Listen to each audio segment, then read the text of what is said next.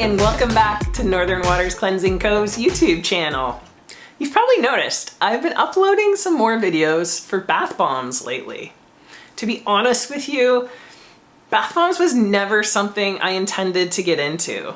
However, customer demand has sort of pushed me in that direction. And if you know me at all or have followed this channel at all, you'll know that when I decide to undertake any sort of task, I am a perfectionist and I'm going to do that task to my absolute best ability.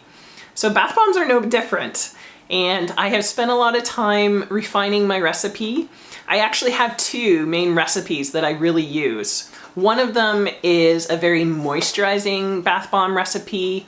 Typically I color it with micas. It includes either coconut oil or some sort of butter or something like that. And it's really meant for, you know, soaking in the bath and your skin feeling super moisturized and soft when you're done. The other type of bath bomb that I typically make is like a floating, fun, vibrant kind of bath bomb. So these ones don't contain any oils or butter in the actual bath bomb recipe because I found that that will actually weigh down the recipe significantly. So these bombs are super fun to make, and that's what you're gonna see in today's video. For this particular bath bomb, I have topped it with bubbling frosting, and I think the resulting bath bombs turned out like super cute, super cute. I've decided that I'm far too obsessed with the Love Spell fragrance oil because that's the one I'm using for this bomb too. But I really think that the colors ultimately represent the fragrance, and the fragrance represents the colors, and it all just works out well in the end.